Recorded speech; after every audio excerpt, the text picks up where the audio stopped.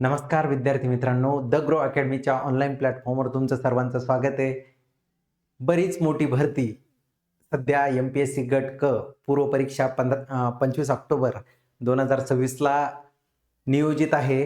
त्या संदर्भात आपल्याला थोडक्यात आज भूगोल विषयाच्या संदर्भात डिस्कशन करायचं आहे. व्हिडिओ शेवटपर्यंत बघा. नक्की तुम्हाला या व्हिडिओच्या माध्यमातून भूगोल विषयाच्या अभ्यासाचं स्ट्रॅटर्जी, त्याचबरोबर नेमके कोणते टॉपिक कव्हर करायला पाहिजे, त्याचबरोबर कोणत्या पी-वाय-क्यूचा आधार घेऊन जास्तीत जास्त मार्क कसे मिळवता येईल, या संदर्भात आपण आजच्या लेक्चरमध्ये काय करणार आहे, थोडासा त्याच्यावर प्रकाश झोत ज्याला म्हणतो आपण तो टाकणार आहे.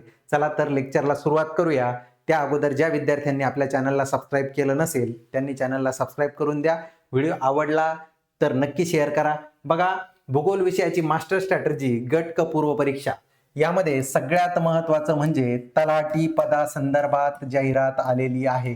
जवळपास 1700 पद, सध्या 1539 पद, त्यानंतर 157 160 पदांची पुन्हा मागणी पत्र गेलेलं. या सगळ्या गोष्टीचा विचार करता तलाठी भरती 2022 नंतर 22-23 नंतर जी भरती झाली आहे, जवळपास 4700 पदाची भरती झालेली होती. त्यानंतर आलेली ही मोठी भरती आहे. यानंतर कधी येईल त्या जागा 200-300 असतील. परंतु आता आपल्याला काय करायचंय, फोकस करायचं, जास्तीत जास्त मार्क्स मिळवायचे आणि याच वेळेस आपल्याला गट क मधून एक आपलं पद सिक्युअर करून घ्यायचंय. त्यासाठी बघा,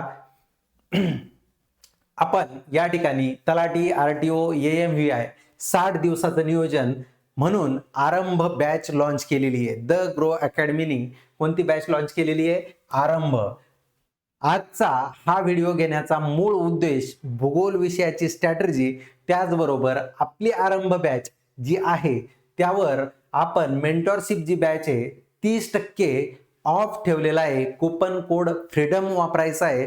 30% ऑफ हा 15 ऑगस्ट आपला जो 80वा स्वातंत्र्य दिवस आपण साजरा करणार आहोत त्या संदर्भात आपण 30% ऑफ ठेवलेला आहे. या बॅचचं वैशिष्ट्य सांगायचं झालं तर डेली टार्गेट तुम्हाला या ठिकाणी दिल्या जाणार आहे. दिलेल्या अभ्यासक्रमावर रेग्युलर पी-वाय-क्यू अनालिसिस घेतल्या जाणार आहे. वीकली टेस्ट, तुम्हाला सगळ्यांना माहिती आहे की द ग्रो अकॅडमीच्या टेस्ट ह्या सर्वोत्कृष्ट अशा टेस्ट असतात.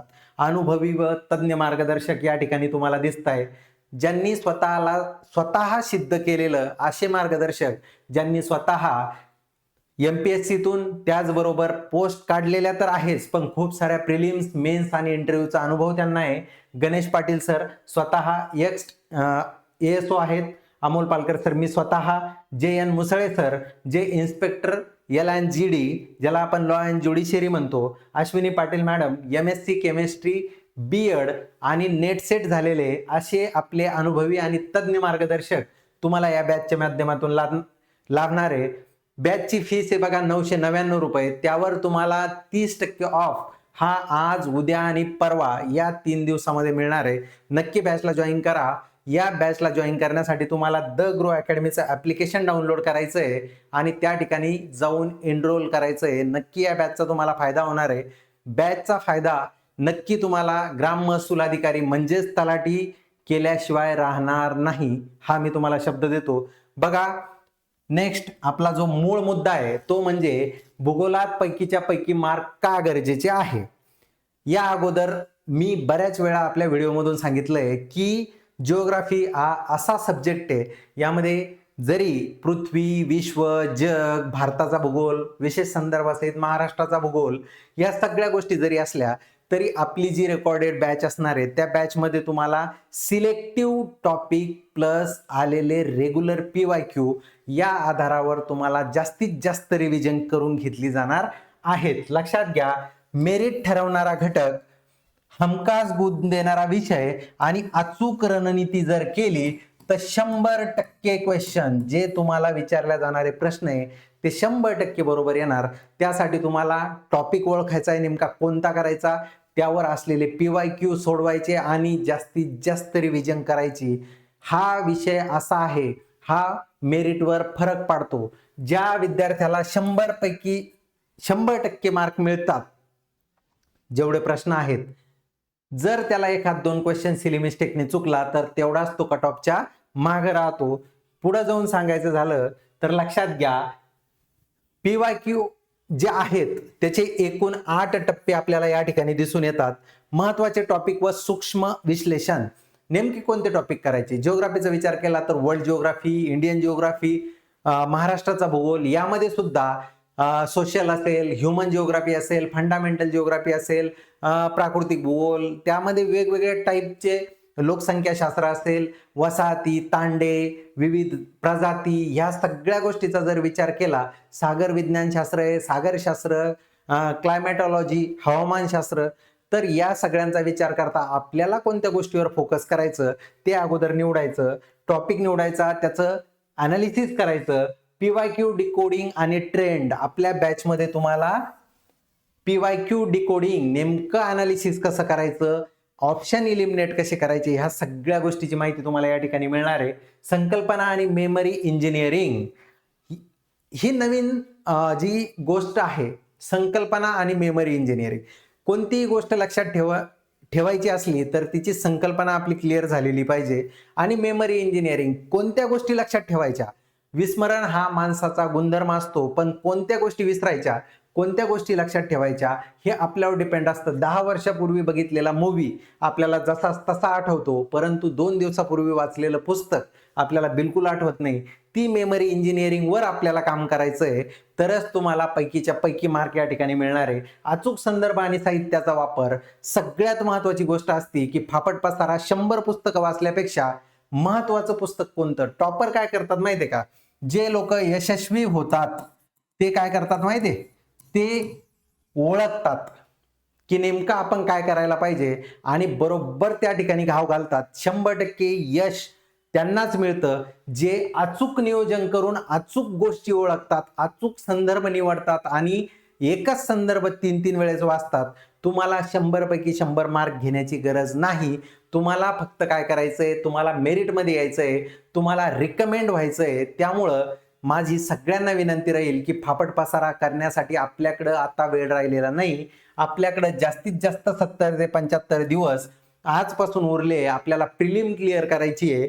प्रिलिमसाठी आणि मेनसाठी सुद्धा जिओग्राफी खूप महत्वाचा सब्जेक्ट आहे. दोन्हीसाठी आपली ही जी बॅच असणार आहे ही खूप फायद्याची तुम्हाला ठरणार आहे. लक्षात घ्या, अजून काही गोष्टी असतात ज्या म्हणजे महत्वाच्या घटकाचे सूक्ष्म विश्लेषण करायचं कसं. महाराष्ट्राचा भूगोल, भारताचा भूगोल आणि आर्थिक मानवी भूगोल. प्राकृतिक रचना, नदी प्रणाली, हवामान. आता प्राकृतिक रचना, फिजिकल पार्ट.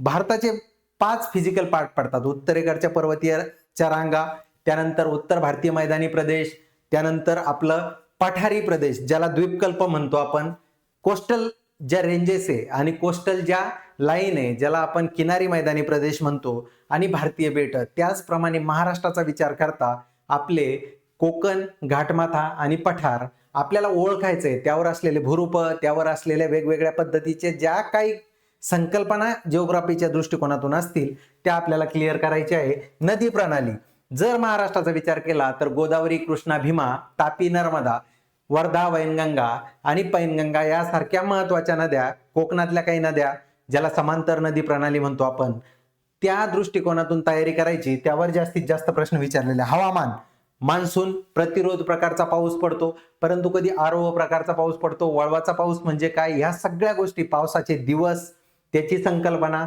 त्यानंतर पावसाचं आगमन, चलक्षमता, पावसाचं जी अनसर्टन्टी असते, चलक्षमता, एल निनो म्हणजे काय, ला निना म्हणजे काय, या गोष्टीचा इम्पॅक्ट कसा होतो. जर काय एखादा क्वेश्चन अवघड आला की आपण लगेच गोंधळून जातो. जर एखाद्या क्वेश्चन मध्ये थोडं लांबट जर प्रश्न विचारला की विषुववृत्तापासून थोडंसं दूर जात असताना अशा गोष्टी घडतात, तर मग आपण विचार करत बसतो, कन्फ्युजन होतं, छोटे छोटे क्वेश्चन आपले चुकतात.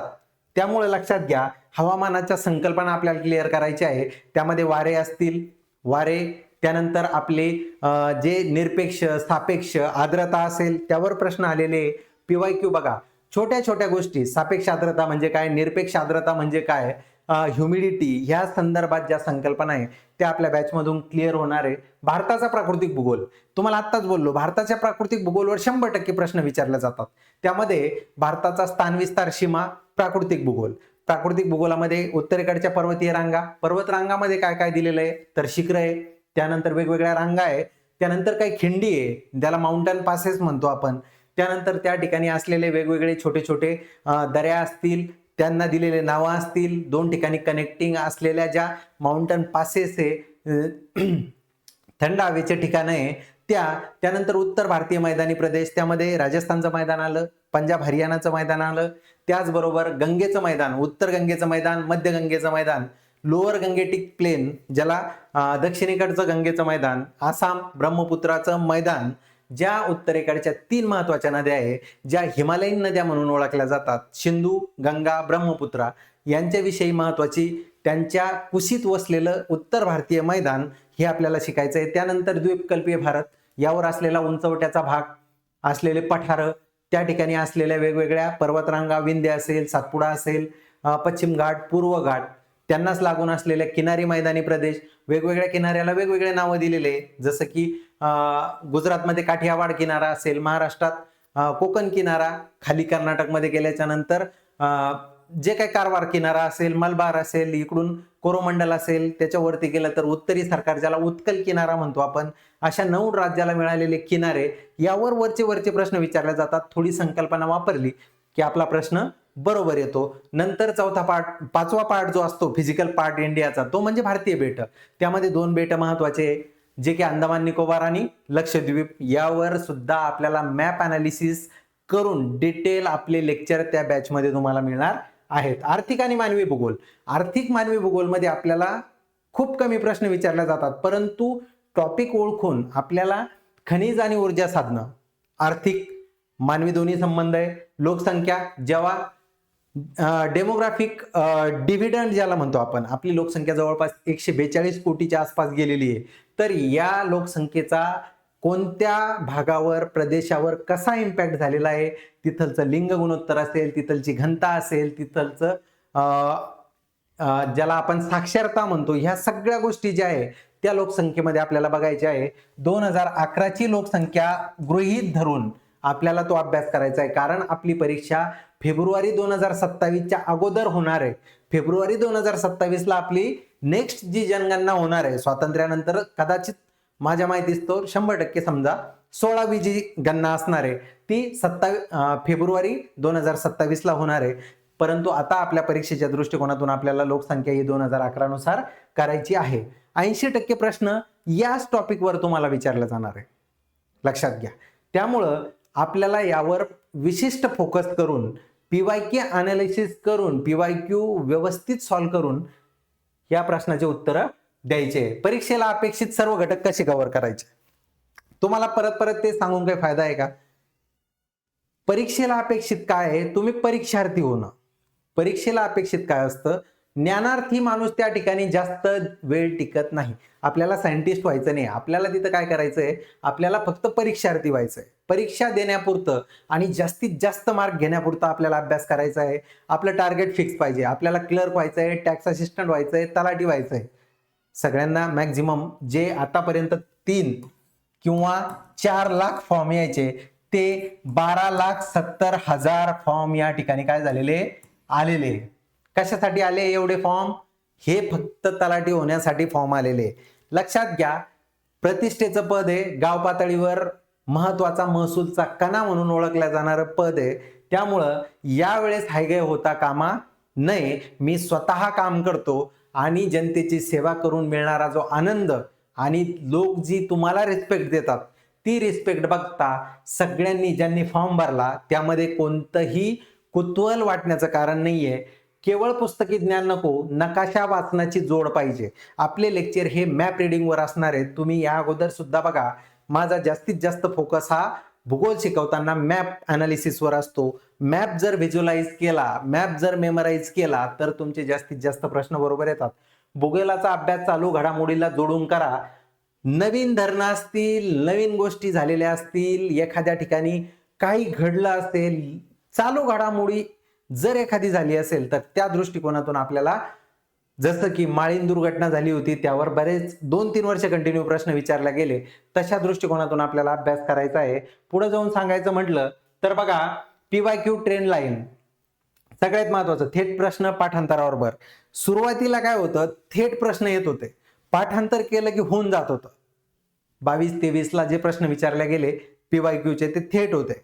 परंतु आता काय झालं, 25ला जर अनालिसिस केलं आपण तर विधाने आणि कारणे नकाशा आधारित प्रश्न काय दिलंय की विधान दिलं नंतर कारण दिलं, लक्षात घ्या. आणि मॅपवर जास्तीत जास्त जेव्हा तुम्ही मॅप अनालिसिस करता, कर्कवृत्तापासून दूर चालले, समशीतोष्ण पट्ट्याकडे चालले, उपोष्ण कट्ट्याकडे चालले, उष्ण कटिबंधाकडे चालले, या सगळ्या गोष्टी लॅटिट्यूड, लॉंगिट्यूड, वेळेवर, स्थानावर, हवामानावर काय परिणाम होतो हे सगळं मॅपमधून तुमच्या लक्षात येणार आहे. प्रत्येक ठिकाणी तर आपण जाऊ शकत नाही, परंतु आपण त्याला काय म्हणतो आपण दुय्यम समजा आपल्यासाठी एक आधार म्हणून आपण काय करतो, मॅप अनालिसिस करतो. आता अपेक्षित काय आहे लक्षात घ्या, 2026ला बहुविधानी प्रश्न. आता काय होणार, याच्याही पुढे जाऊन वेगवेगळे विधानं दिले जाणार. त्यासाठी तुम्हाला मॅप अनालिसिस करणं जास्त गरजेचं आहे आणि संकल्पना डेव्हलप करणं गरजेचं आहे. तुमच्या ज्या आतापर्यंत जे तुम्ही शिकलात भूगोलामध्ये ते थोडंसं बाजूला ठेवून संकल्पना डेव्हलप करून तुम्हाला प्रश्न विचारले जाणार आहे. वेळ बदलत चालली आहे, MPSCचा ट्रेंड बदलत चालला आहे. त्यामुळे एक गोष्ट लक्षात ठेवा, तुम्हाला ह्या सगळ्या गोष्टी काय करावं लागणार आहे, त्या दृष्टिकोनातून तयारी करावं लागणार आहे. PYQचं विश्लेषण कसं करायचं परत परत मी तुम्हाला सांगणार नाही. PYQ विश्लेषण सगळ्यांना माहिती आहे की PYQ जे आहेत ते तुम्हाला सुरुवातीला लक्षात घ्या, प्रश्न ओळखा, प्रश्नाचा मूळ गाभा आणि टॉपिक शोधा. नेमका प्रश्न कुठून विचारलाय, मूळ गाभा काय, टॉपिक शोधा, पर्याय डिकोड करा. केवळ अचूक उत्तर नाही तर उरलेले 3 पर्याय काय आपल्याला जाणून देतात, काय आपल्याला सांगू इच्छितात ते बघा, त्याचं विश्लेषण करा. संदर्भ लिंक करा, त्या प्रश्नाचा संदर्भ कोणत्या दुसऱ्या प्रश्नासोबत आहे का तो प्रश्न जाऊन अनालाइज करा. त्यानंतर भविष्यवाणी, यावर आधारित पुढचा संभाव्य प्रश्न काय असू शकतो, संभाव्य प्रश्न काय असू शकतो, इथपर्यंत जेव्हा तुमचा अभ्यास होईल तेव्हा 100% तुम्हाला काय सक्सेस मिळाल्याशिवाय राहणार नाही. सामान्य विद्यार्थी काय करतात आणि टॉपर काय करतात लक्षात घ्या. पद्धत काय, प्रश्न आणि उत्तर वाचायचं पद्धत सामान्य विद्यार्थ्याची. टॉपर 4ही पर्यायाचं पोस्टमॉर्टम करतो, डिटेलमध्ये अनालिसिस करतो. नकाशाचा वापर सामान्य विद्यार्थी दुर्लक्ष करतो. मॅपची काय गरज आहे, मी हजारदा माझ्या लेक्चरमध्ये सांगत असतो की मॅप अनालिसिससाठी आपल्याकडे काय पाहिजे, एक पुस्तक पाहिजे. आज मी तुम्हाला अशी कोणती जाहिरात वगैरे करत नाही, पण कोणत्याही प्रकाशनाचं एक चांगलं पुस्तक तुम्ही घेऊ शकता मॅप अनालिसिससाठी. प्रत्येक भौगोलिक ठिकाण नकाशात शोधतो. जो चालाक, हुशार, चतुर विद्यार्थी असतो तो, कारण प्रत्यक्ष तो त्या ठिकाणी जाऊ शकत नाही, परंतु तो नकाशावर बघतो, व्हिज्युअलाइज करतो, त्यामुळे त्याला काय होतं, लक्षात राहतं. उद्दिष्ट जास्तीत जास्त प्रश्न सोडवणे, सामान्य विद्यार्थ्याचं उद्दिष्ट. मला आज 50 क्वेश्चन वाचले, आज मी 200 क्वेश्चन वाचले, आयोगाचा पॅटर्न समजून घेतो, याचे प्रश्न सोडवणे उद्देश नसतो. लक्षात घ्या, 4ही पर्यायाचं पोस्टमॉर्टम, प्रत्येक भौगोलिक ठिकाण त्या ठिकाणी जाऊन बघतो नकाशावर, आयोगाचा पॅटर्न समजून घेणं या टॉपर विद्यार्थ्याचं, स्मार्ट विद्यार्थ्याचं लक्षण आहे. लक्षात घ्या, त्याला प्रश्न सोडवायचे नाहीये जास्तीत जास्त, त्याला काय करायचंय, पॅटर्न समजून घ्यायचा आहे. त्यानंतर बघा, कॉग्निटिव्ह ऍक्टिव्हिजन कर्व म्हणजे नकाशाचं व्हिज्युअलायझेशन, केवळ पाठांतर, या सगळ्या गोष्टी दुय्यम आहे, हे बघायचं. पण स्पेशल ट्रिगर्स, नद्या, डोंगरांगा डोळ्यासमोर उभे करा, व्हिज्युअलायझेशन करणं, किचकट माहितीसाठी सोप्या ट्रिक्स तयार करा. ट्रिक्स आपल्या लेक्चरमध्ये तुम्हाला मिळूनच जातील, तुम्ही स्वतःच्याही तयार करा. वाचलेली माहिती कोऱ्या नकाशावर भरा. या सगळ्या गोष्टी नॉर्मल आहे, तीनदा जरी सांगितल्या, नवीन विद्यार्थ्यांसाठी विशेष लक्षात घ्या. त्यानंतर पुढे जाऊन सांगायचं म्हटलं तर व्हिज्युअलायझेशन केल्याच्या नंतर भूगोलातील महत्वाच्या संकल्पना काय ऐवजी का समजून घेऊन त्याची तयारी करा. आता लक्षात घ्या, कोकण जास्त पाऊस पडतो, त्याचं कारण काय आहे हे लक्षात येतं, मोसमी वारे आडतात वगैरे. पठारावर कमी पाऊस पडतो, पर्जन्यछायेचा प्रदेश तयार होतो. कोकणात जास्त पाऊस पडतो, सह्याद्रीच्या अडथळ्यामुळे प्रतिरोध पर्जन्य कसे तयार होते हे समजून घ्या. पावसाचा प्रकार, अशा प्रकारे जर तुम्ही तयारी केली, अशा प्रकारे जर स्ट्रॅटर्जी ठेवली तर 100% तुम्हाला काय होणार आहे, फायदा होणार आहे. त्यानंतर बघा, अचूक संदर्भ साहित्याचा वापर, द रेफरन्स आर्सेनल. काय अचूकता, ॲटलस आणि कोरे नकाशे, IMP. त्यानंतर सखोल अभ्यास, प्रामाणिक संदर्भ ग्रंथ अगोदरच सांगितलं. पाया स्टेट बोर्ड काय म्हणतं, तुम्ही आम्हाला अगोदर रेफर करा. का रेफर करा? कारण स्टेट बोर्डातून जर एखादा इम्पॉर्टंट टॉपिक उचलला तर तो कोणीही पेपर सेटर असो त्याला जास्त ट्रस्टवर्दीनेस कशात आढळतो? स्टेट बोर्डाच्या पुस्तकामध्ये. एका पुस्तक 90 वेळा वाचल्यापेक्षा 90 पुस्तके, लक्षात घ्या काय म्हणतात त्याला, एक पुस्तक 10 वेळा उलट झालंय, 10 वेळा वाचल्यापेक्षा 10 पुस्तकं एक वेळा वाचणं चुकीची पद्धत आहे. एक पुस्तक काय करायला पाहिजे? 10 वेळेस वाचायला पाहिजे. पण 10 पुस्तकं जर तुम्ही एक वेळा वाचत असाल तर तुमचं नियोजन फसलं म्हणून समजा. लक्षात घ्या, एक पुस्तक 10 वेळा वाचा, पण संदर्भ कसा असायला पाहिजे? प्रामाणिक असायला पाहिजे. त्यासाठी संदर्भाच्या बाबतीत सुद्धा तुम्हाला सांगतो, आपल्या या अगोदर सुद्धा लेक्चरमध्ये सांगितलंय, त्यामुळं काळजी करण्याचं कारण नाही. आपल्या ज्या बॅचमध्ये आपण ज्या नोट्स तयार करणारे PDF नोट्स असतील किंवा ज्या पद्धतीनं त्या ठिकाणी तुम्हाला डेमो लेक्चर सुद्धा 2-3 लेक्चर अवेलेबल असतील. जर पसंत पडले तर नंतरही काही जण ऍडमिशन घेऊ शकता. ठीक आहे, चला अशा प्रकारे आपण जो जिओग्राफीच्या संदर्भात स्ट्रॅटेजी समजून घेतली. हे बाकीच्या गोष्टी एवढ्या इम्पॉर्टंट नाही आहे. योग्य दिशा निश्चित यश. भूगोल हा विषय कठीण नाही, तो केवळ योग्य रणनीतीची मागणी करतो. या ब्लूप्रिंटचा वापर करा, सातत्य राखा आणि गट क पूर्व परीक्षेला तुमचे यश निश्चित करा. लक्षात घ्या, यशाची ब्लूप्रिंट आपण स्वतः तयार करू शकतो. कोणतंही लेक्चर, कोणताही मार्गदर्शक तुम्हाला फक्त काय करू शकतो? नॉर्मल मार्गदर्शन करू शकतो. स्वतः सुद्धा तुम्हाला काय करावं लागणार आहे? सेल्फ मोटिवेट व्हावं लागणार आहे. तुम्हाला स्वतः प्रश्न जास्तीत जास्त सोडवल्यापेक्षा, जास्तीत जास्त अटेम्प्ट केल्यापेक्षा समजून घ्या, अनालिसिस करा, ट्रेंड ओळखा. या सगळ्या गोष्टीचा नक्की तुम्हाला फायदा होणार आहे.